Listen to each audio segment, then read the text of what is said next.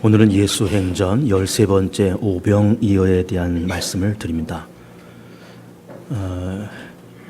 예수님의 탄생서부터 33년 동안의 삶의 과정은 이렇다고 볼 수 있습니다.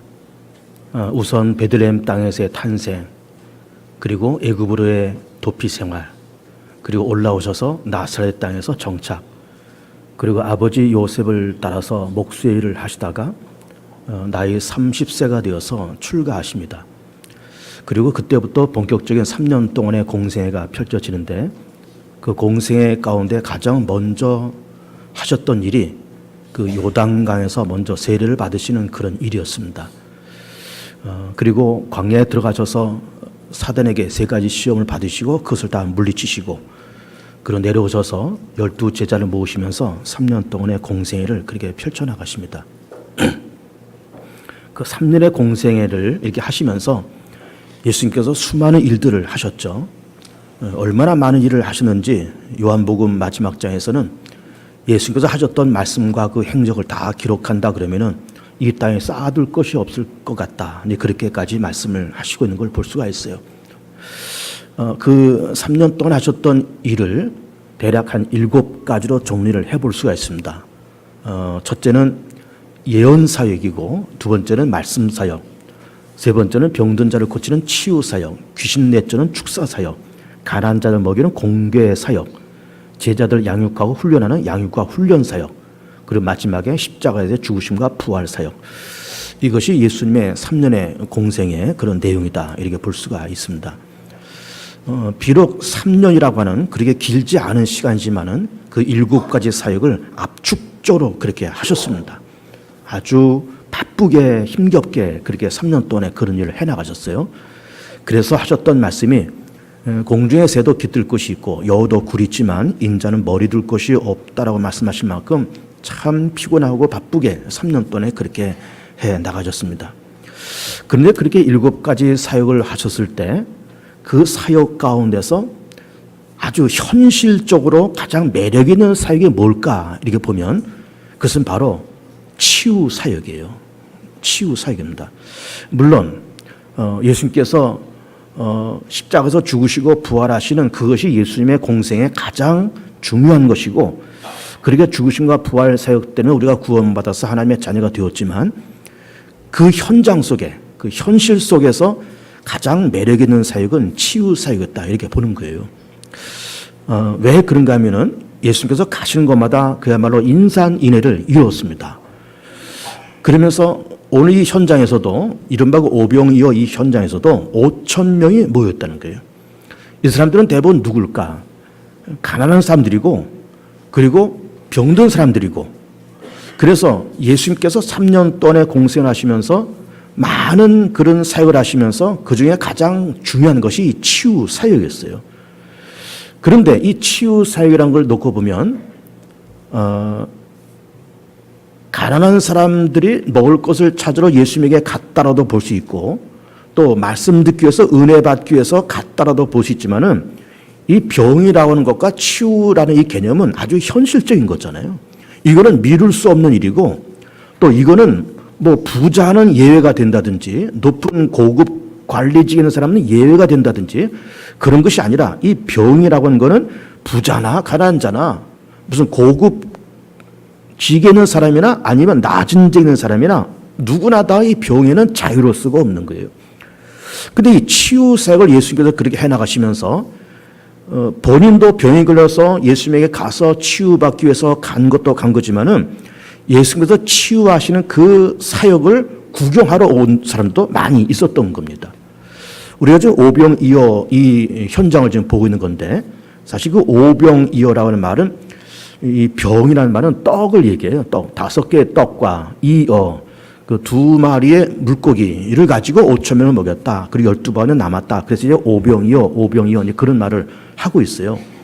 그리고 이제 5,000명이 모였다고 하는 이걸 보면은 예수님의 3년의 공생애 가운데에서 이 사건은 거의 3년의 거의 후반부에 일어났던 사건이다, 이렇게 보는 거예요. 왜 그런가 하면은 예수님께서 그렇게 여러 가지 사역을 해 가시면서 이 치유 사역이 가장 매력 있는 사역이었다 그랬잖아요. 그러면서 소문을 듣는 겁니다. 때로는 예수님을 치유하시는 광경을 본 거예요.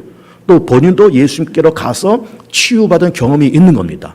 그러면서 인산인을 잃으면서 예수라고 하는 분한테 가기만 하면, 그분이 기도하기만 하면, 그분이 안수만 하기만 하면 다 낫는데, 이러니까는 인산인을 잃으면서 5천 명이 모인 거예요.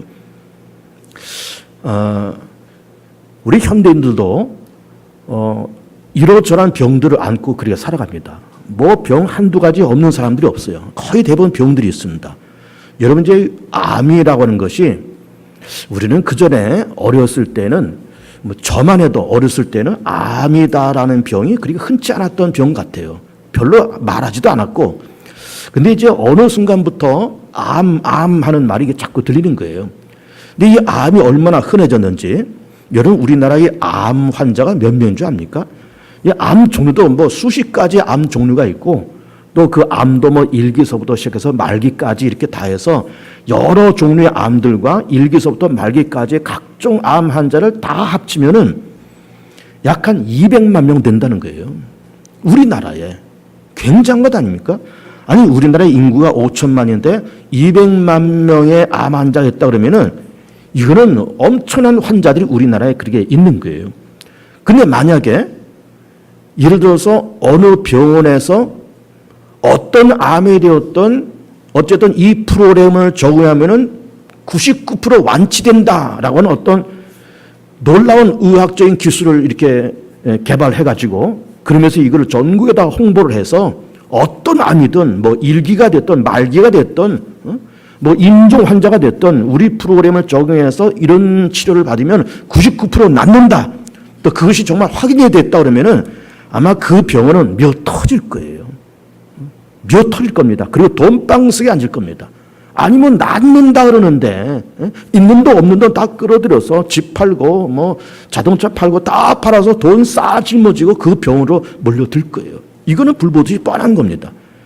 예수님도 그런 일을 좀 하시고 있는 거예요. 여러분, 우리 조금 전에 제가 99%란 말을 하고 있지만은 예수님에게 온 사람들은 100% 다 나았어요. 그러니까는 예수님에게 가기만 하면은 모든 질병이 다 낫는데 100% 완치래. 그러니까는 막 인산인해를 이룬 겁니다. 그리고 또 예수님께서 그렇게 고쳐주시고 돈도 안 받는데 공짜래. 그러니까 더 몰려드는 거예요. 아니, 조금 전에 말한 것처럼 어느 병원에서 암 치료 방법을 개발해서 이렇게 해가지고 한 번 치료하는데 1억이다. 아니, 1억이라 그래도 돈 싸 짊어지고 오는 사람들 꽤 있을 거요. 아니, 낫는다는데 1억이 문제겠습니까? 뭐 있는 돈 없는 돈 다 끌어들여서 그걸 갖다 바치면서 낫겠다고 그렇게 오는데, 예수는 100%가 낫고 그리고 돈도 안 받으니까 뭐 사람들이 꾸역꾸역 몰려들면서 5천 명이나 모인 거예요. 5천 명이 모였습니다. 자, 어쨌든 모인 것까지는 좋았습니다. 지금 이 오병이어 사건의 때와 장소를 얘기한다 그러면은, 때는 예수님의 3년의 공생의 거의 말기라 했습니다. 그 후반부라 했어요. 예수님의 소문이 전국에 퍼져 있을 때고, 예수님께로부터 병 나은 사람들, 예수님께로부터 뭘 얻어먹은 사람들, 예수님께로부터 말씀 듣고 은혜 받은 사람들, 이 사람들이 입소문을 통해서 꾸역꾸역 여기에 몰려든 거예요. 장소는 어딜까? 갈릴리 호수 주변입니다. 베세다 광야, 이제 그렇게 돼 있는데, 그 베세다 광야는 갈릴리 호수 주변에는 그 넓은 그런 그 공터를 얘기해요. 거기에 5천 명이 앉았습니다. 근데 이 5천 명이 대부분의 성경에서는 무슨 인원수를 셀 때는 남자 장정만 세기 때문에 여기는 여자들과 이렇게 노약자들은 포함되질 않았어요. 그런 사람들 다 합치면은 적게는 10,000명, 그리고 더 크게 잡으면 2만 명도 가까운 엄청난 수가 몰려든 거예요.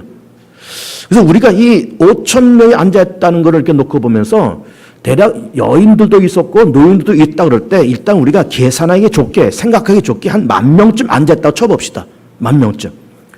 근데 때가 됐는데 어떤 예수님께서 이렇게 병든 자를 고치는 것까지는 좋았지만, 그렇게 10,000명 가까운 이 사람들이 앉아있으면서 때가 돼서 좀 먹을 것이 필요하고 식사 시간이 됐잖아요. 그러면 예수님도 사실 식사를 하셔야 되는 거예요. 제자도 식사를 해야 되고 거기에 앉아있는 사람도 식사를 해야 됩니다. 근데 예수님께서 딱 12명 공동체, 12명 제자들하고 예수님까지 13명 이렇게 모여 앉아서 당신네들만 이렇게 식사하기에는 좀 이거는 아니잖아요. 이 사람도 다 먹을 걸 줘야 되는데, 그래서 이제 예수님이 이렇게 생각하시면서 빌립에게 그렇게 물으신 겁니다. 빌립아, 이 사람들을 좀 다 먹이려고 그러면은 어디서 얼만큼의 돈이 필요할까? 어느 정도의 돈이 필요할까? 어디서 사올까? 이걸 예수님께서 시험 삼아 빌립에게 물어보셨다는 거예요. 예수님께서 몰라서 물으셨을까요? 이 정도의 사람들에게 돈이 얼마나 필요하다. 어디서 살아야 된다. 이걸 예수님께서 모르실까요? 다 알지만 빌립, 너는 내 제자고 지금 3년 동안에 이 공생애를 너와 나와 지금 하고 있는데 너 지금 나하고 3년 동안 지금 같이 있었잖냐. 같이 이렇게 먹고 마시면서 3년 동안 가까이 그렇게 있었는데 너는 그래도 빌립 너는 똑똑한 사람이고 살이 분비리는 사람인데 지금 이 현장에 먹을 것이 필요하고 식사 시간이 되는데 어떻게 하시면 좋겠는지 알아가는 거를 빌립에게 묻고 계시는 거예요. 얼마나 믿음이 있을까? 또 어떻게 대답할까? 이것이 궁금해서 예수님이 빌립에게 물으시는 거예요. 시험삼아 물으셨다는 겁니다. 근데 빌립이 아마도 상당히 똑똑하고 계산이 빠른 사람 같아요. 쭉 보니까 5천 명, 이 여자들까지 다 합치면 10,000명. 그러면 이렇게 하면 한 200데나리온쯤 필요하겠습니다. 이렇게 얘기를 대답을 하는 거예요. 200데나리온. 여러분 이거 200데나리온이면 데나리온이란 이 돈의 단위는 이거는 노동자의 하루 품값을 얘기합니다. 그러면 노동자 하루 품값을 그냥 어림잡아 평범하게 10만 원 이렇게 잡으면은 200데나리온은 2천만 원이에요. 2천만 원이 필요하다는 게 2천만 원이. 근데 여러분 이 2천만 원의 계산이 정확한 계산이에요. 왜 그럴까? 조금 전에 제가 얘기했잖아요. 거기 지금 10,000명이 앉아있어요. 대략 한 10,000명 앉아있다. 그럼 10,000명당 빵 하나 우유 하나 나눠주려면 한 2,000원 정도 필요하다는 거죠. 그러면 1인당 2,000원씩 필요하니까는 2천만 원 딱 계산이 나온 거예요. 그 200데나리온이 딱 나온 거예요. 그렇잖아요. 빵 하나 우유 하나. 2천만 원이 필요하다는 겁니다. 그 빌립이 200데나리온이 필요합니다. 이렇게 얘기를 하는 겁니다. 근데 이 200데나리온이 예수님의 공동체 안에 없었을까? 아마 있었다고 저는 봅니다. 200데나리온 있었다고 봅니다. 2천만 원 있었다고 보는 거예요. 근데 보면 예수님께서 그렇게 3년 동안의 공생을 해 나가시면서 그리고 이렇게 또 13명의 이 공동체, 예수님까지 합쳐서 13명이잖아요. 13명의 공동체. 그리고 예수님께서 가신 곳마다 병든 자 고치시고 또 이 현장 가운데 이 사람들에게 먹을 것도 줘야 되고 그러니까 선교비가 굉장히 많이 필요했던 겁니다. 그 엄청난 선교비, 여기서도 2천만 원, 이걸 어떻게 공급이 됐을까? 아마도 상당히 많은 선교 후원자들, 선교 동역자들이 있었을 거다 이렇게 보는 겁니다. 예를 들면 그 삭개오 같은 사람들, 여리고 세리장 삭개오가 예수님 만난 다음에 그렇게 얘기하잖아요. 내 재산 절반을 가난한 자에게 줄 것이고 그리고 내가 누구 것을 토색한 것이 있으면 강제로 뺏은 것이 있으면 내가 4배를 갚겠습니다. 이렇게 얘기를 하는 겁니다. 그러면 우리는 그렇게 말을 하는 삭개오의 정황을 놓고 보면은 그렇게 가난한 자들에게 재산 절반을 주고 4배를 주고 물론 그런 것도 했겠지만 삭개오가 예수님에게 굉장한 스폰서가 됐을 거라고 보는 거예요. 재정적인 후원자가 됐을 거다 이렇게 보는 겁니다. 근데 그것이 삭개오만 그랬을까요? 그런 그 선교 후원자들이 많이 있으면서 예수님께서 3년 동안의 공생을 해 나간 겁니다. 해 나간 거예요. 그러니까는 지금 200데나리온이라는 이 돈, 우리 돈으로 한 2천만 원의 이 돈이 없는 것이 아니에요. 없어서 물어본 것도 아닙니다. 몰라서 물어본 것도 아니에요. 머리가 잘 돌아가는 빌립이 200데나리온, 2천만 원이 필요합니다. 10,000명 곱하기 2,000원, 2천만 원. 데나리온으로 따지면 200데나리온이 딱 계산이 나오는 거예요. 그게 맞잖아요. 우유 하나 빵 하나. 그래? 근데 이제 다른 제자들이 베드로 안드레 이런 다른 제자들이 예수님과 빌립이 이렇게 대화하는 걸 이렇게 보면서 그 찾아와서 예수님 지금 식사 때가 됐는데 이렇게 한 바퀴를 쭉 돌아보니까는 이 여기 앉은 사람들 가운데서 먹을 것이라고 하는 거는 어린아이가 가져오는 물고기 2마리하고 떡 5개밖에 없습니다. 근데 이것이 이 많은 사람들에게 무슨 소용이 되겠습니까? 라고 얘기를 했더니 예수님께서 그럼 가지고 와봐라. 그래서 이 오병이어를 가지고 이거를 축사하시고 축사란 말은 감사 기도를 했다는 겁니다. 감사 기도하시면서 이거를 5,000명에게 다 배불리 먹이고도 12바구니가 남았다는 거예요. 배불리 먹고 12바구니 남았다. 이것이 이른바 이 오병이어 사건입니다. 근데 우리는 예수님의 그 3년 동안의 공생의 가운데서 아까 얘기한 것처럼 무슨 예언사요, 말씀사요 이런 걸 쭉 하면서 3년 동안 해나가셨다 이렇게 말씀을 드리고 있는 거 아닙니까? 그런데 여러 예수님의 이적 가운데서 이적도 굉장히 많이 하셨잖아요. 병든 자도 많이 고치셨잖아요. 그 많은 이적과 그런 것 가운데서 우리가 이제 신약 성경 보면은 사복음서가 있잖아요. 마태, 마가, 누가, 요한복음이 사복음서예요. 이 사복음서에서 예수님의 말씀, 예언, 여러 가지 또 예수님의 어떤 이적 이런 걸 다 기록을 하면서 어느 말씀은 마태복음에 있지만은 누가복음에 없다든지 어떤 표적은 누가복음에 있는데 요한복음에는 없다든지 그런 것이 있습니다. 사복음서에 똑같이 다 기록된 거는 유일하게 뭐가 다 기록되는가 하면은 이 오병이어 사건만이 사복음서에 다 기록이 되어 있어요. 그러니까 이것을 복음서를 기록하는 이 기자들이 마태라는 기자와 누가와 그리고 마가와 요한이 오병이어 사건을 경험하면서 이거는 범상치 않은 사건이고 이건 중요한 사건이라고 생각되기 때문에 빼놓지 않고 이 사건을 기록을 한 거예요. 그래서 이 오병이어 사건이 사복음서에 다 기록이 되어 있습니다. 놀라운 얘기죠.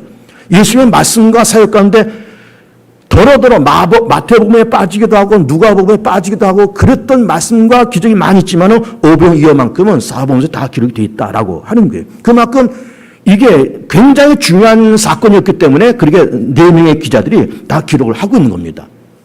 그래서 우리는 이 사건을 보면서 예수님께서 5,000명을 오병이어를 가지고 먹이시고 12번에 남았대. 아니면 떡잔치를 하셨대. 그 베세다 광야에서 떡잔치를 하셨대. 그 12번이 남았대. 우리가 이 말씀은 그냥 떡잔치 한 것처럼 그렇게 생각이 드는 거예요.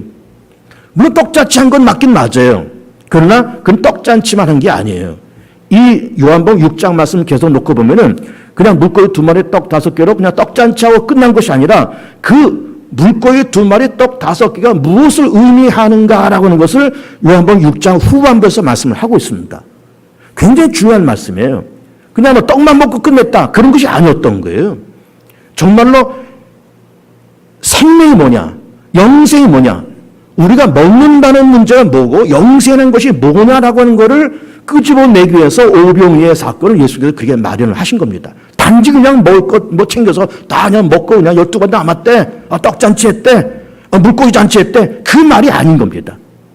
굉장히 심오한 때에 그 뒤에 6장 후반부에 그 말씀이 기록이 되어 있는 거예요. 그래서 저도 이제 예수의 이제 13번째 말씀 오병이어라는 제목으로 이렇게 말씀을 듣다보고 설교를 준비를 이렇게 쭉 해보면서 이게 1시간에 끝날 일이 아니로구나. 이게 굉장히 심오하고 뜻이 깊은 말씀이로구나 하면서 오늘 설교가 오병이어의 설교의 다가 아니고 다음 주 혹은 그 다음 주까지 한 2번 내지 3번 정도 말씀이 연결될 것 같습니다. 오늘 그 첫 번째 말씀부터 먼저 드리겠습니다.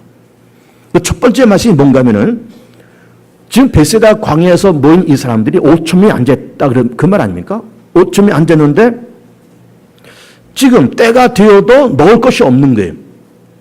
챙겨올 것도 없고 먹을 것도 없고 그러니까 이 사람들은 대부분 가난한 사람들이라는 건 그렇게 말씀할 수 있겠지만은 일단은 많은 것이 결핍된 사람들이고 많은 것이 결핍된 현장이에요. 이게 잘 들어보세요. 많은 것이 결핍되어 있다.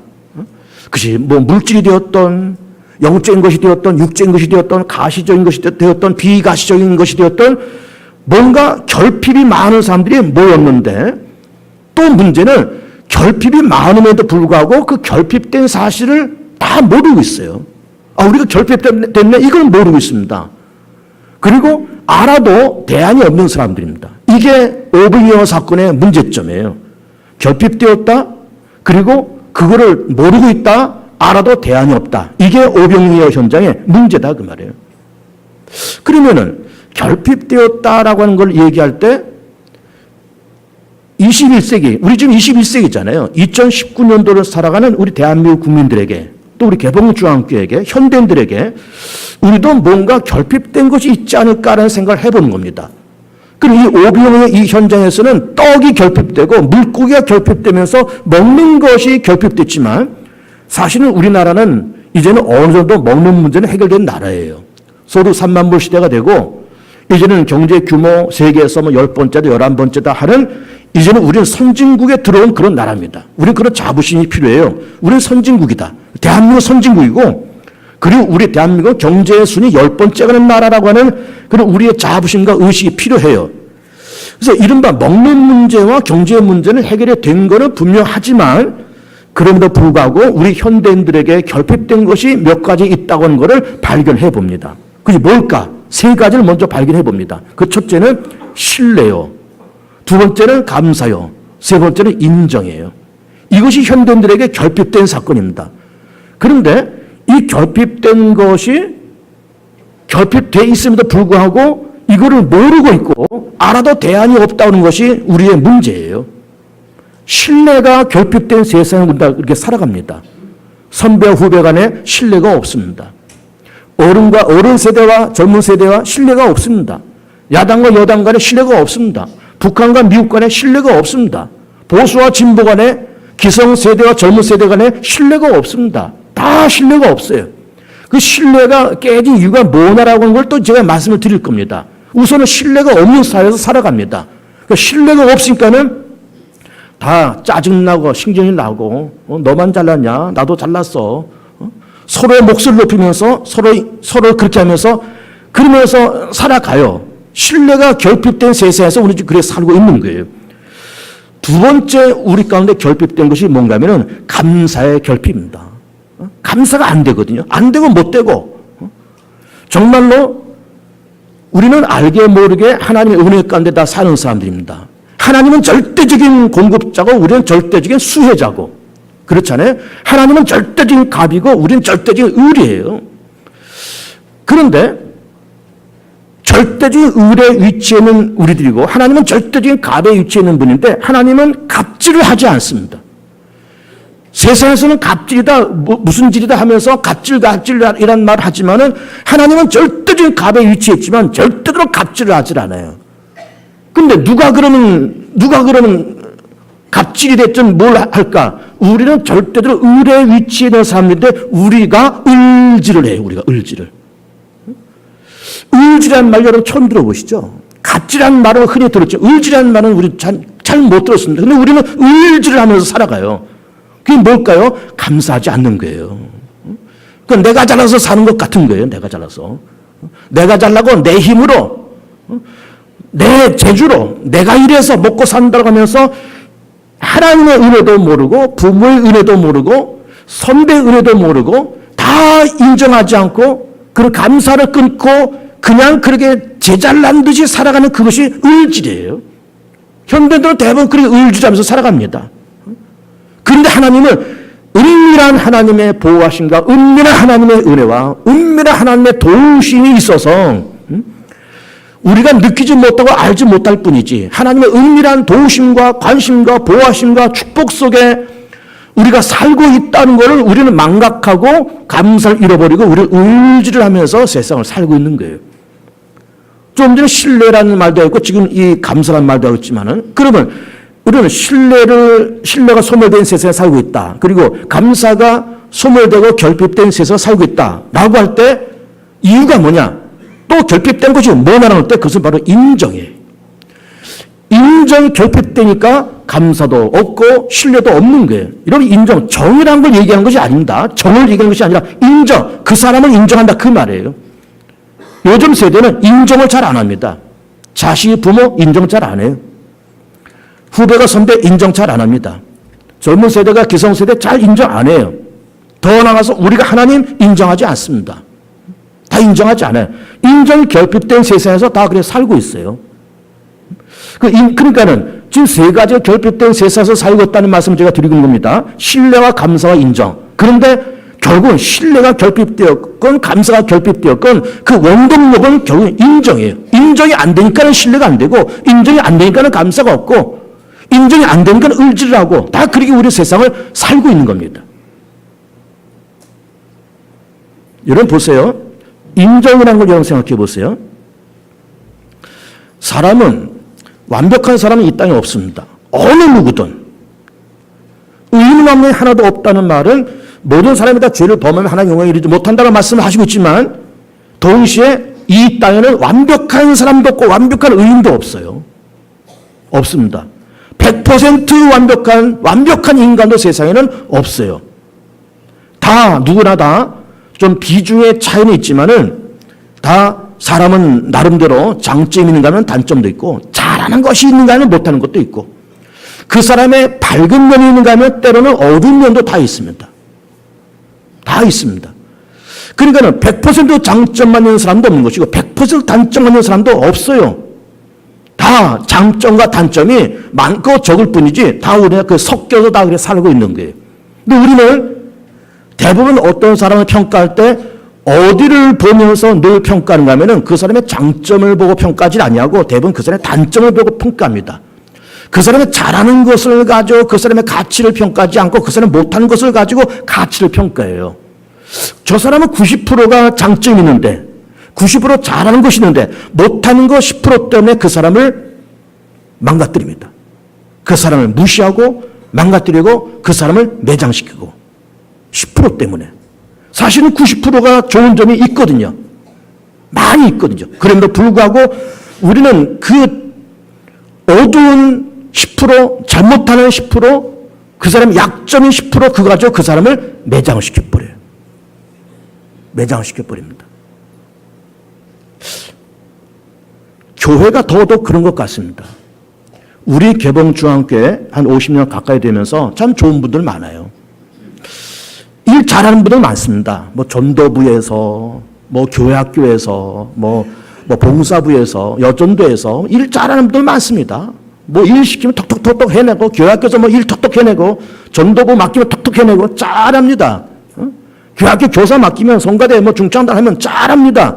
그런데 서로가 상처를 주고받는 거예요. 왜 주고받을까? 그 10% 때문에 그렇게 되는 거예요. 그 사람이 90%다 좋은 건데, 다 잘하고 있고, 다 좋은 점이 90%인데 그 10%가 이게 못마땅한 거예요. 그래서 그 사람을 그 10% 때문에 쳐버리는 거예요. 어떻게 생각합니까? 친구 목사가 저하고 학교를 같이 다니고 같이 졸업한 친구 목사가 교회 고민거리를 저한테 얘기를 합니다. 요즘 그 어느 집사 때문에 아주 힘들다는 거예요. 아주 그냥 뭐 하면 그냥 깐죽거리고 힘들게 하고 너무 힘들다는 거예요. 그것이 벌써 뭐 한두 번이 아니고 몇 번이 누적되고 이것이 1년, 2년, 3년, 4년 가면서 참 그 사람이 싫다는 거예요. 그래서 저한테 그런 겁니다. 그 사람이 교회를 떠났으면 좋겠다고 얘기를 하는 거예요. 그 목사가. 그래서 제가 무슨 얘기 했는가 하면은 아무개 목사야, 너 그 사람이 싫어서 그 사람이 떠났으면 좋겠다고 해서 자의로 혹은 타의로 교회를 떠나면 그러면 이 사람은 이것이 마음에 안 들어서 떠났으면 좋겠다 생각하고 저 사람은 저것이 마음에 들어 떠났으면 좋겠다라고 생각해서 이 사람 떠나고 저 사람 떠나면은 교회는 남는 사람 아무도 없다. 네 식구밖에 안 남을 거야. 그랬더니 사모가 하는 말이 기가 막힙니다. 사모도 떠납니다. 이렇게 얘기하는 거예요. 사모도 떠납니다.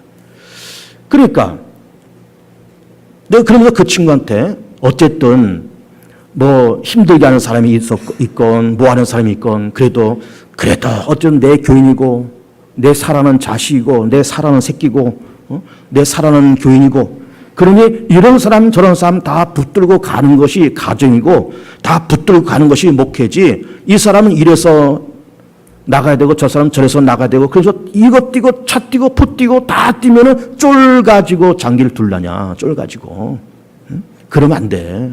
그러면 안 돼. 어쨌든 이렇게 저렇게 뭐 이 사람 저 사람 힘들고 다 그래도 다 끌어안고 가는 것이 목회고 그것이 가정이지 이것 치고 저것 치면서 하는 거는 그건 옳은 것이 아닌 것 같다. 이런 얘기를 하는 거예요. 이런 얘기 제가 했습니다. 참 우리 교회도 그렇습니다. 좀 가슴 아픈 얘기지만 이러저러한 이유로 자의로 혹은 타의로 교회를 떠난 분들이 있습니다. 자의로 혹은 타의로. 또 때로는 우리는 저런 사람은 우리 교회 참 암적인 사람이야. 저런 사람 우리 교회 떠났으면 좋겠어. 라고 생각하는 사람도 있는 거예요. 그래서 그런 사람들이 자의로 타의로 교회를 떠났습니다. 그럼 우리 한번 솔직하게 얘기해 봅시다. 그런 사람들이 자의로 타의로 교회를 떠나서 그 이후로 교회가 굉장히 부흥되고 잘되고 살만 나는 그런 교회가 됐나요? 그런 교회가 됐나요? 정말 교회가 양적으로 질적으로 막 부흥하고 막 그전보다 엄청 좋아지고 막 생동감이 넘치고 그런 교회가 됐나요? 아니잖아요. 괜히 떠나서 빈자리만 생기고 마음 아프고 후회스럽지 좋은 거는 아무것도 없는 거예요. 좋은 건 아무것도 없습니다. 여러분 듣는 자리는 모르지만 난 자리는 늘 이렇게 그 자리가 항상 비는 거예요. 그러니까 우리 그렇게 해서 참 힘든 사람들 인정하지 아니하고 사실은 90% 좋은 점이 있거든요. 누구나 다. 또 10%가 됐던 20%가 됐던 많고 적은 뿐이지 그 사람의 단점과 그 사람의 부정적인 모습이 없는 것 아니에요. 다 나름대로 있습니다. 그런데 우리는 잘하는 거 90%를 우린 다 묵살해 뿌리고 못하는 거 10% 때문에 그 사람을 쳐버리는 거예요. 속이 시원합니까?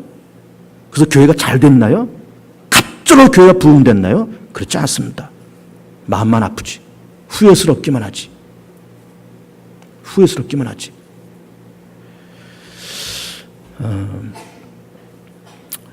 여러분, 요즘 우리 집에 아들, 며느리하고 손주가 와 있습니다. 이제 한 달 휴가를 내서 이제 와 있는데, 그래서 그 아이하고 이런 얘기를 하면서 사실은 그 아들을 통해서 받는 어떤 기쁨도 있지만 받는 어떤 마음의 상처와 부담도 굉장히 많습니다.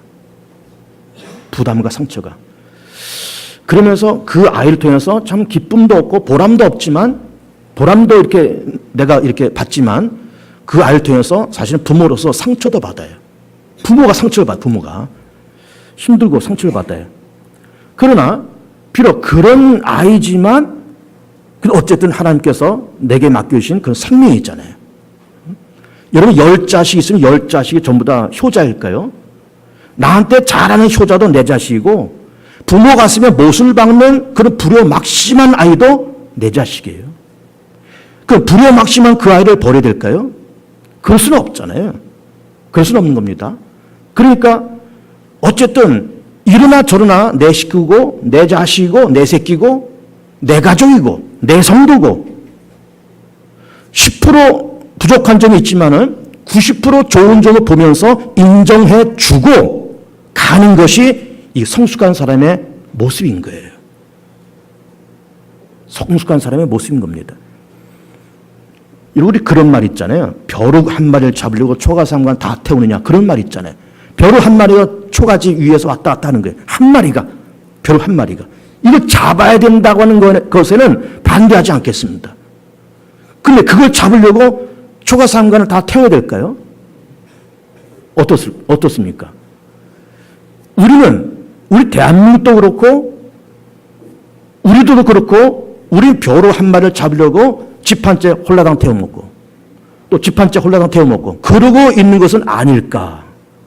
우리가 많은 것을 생각하고 많은 것을 반성해야 됩니다. 반성해야 돼요.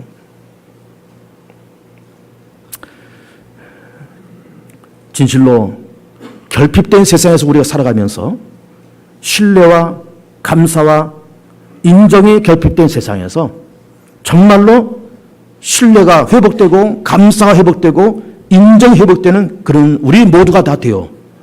좋은 대한민국도 그렇고 우리 현들도 그렇고 우리 개봉중학교 교우들도 그렇고 회복되어서 건강한 교회, 건강한 민족이 되었으면 좋겠습니다.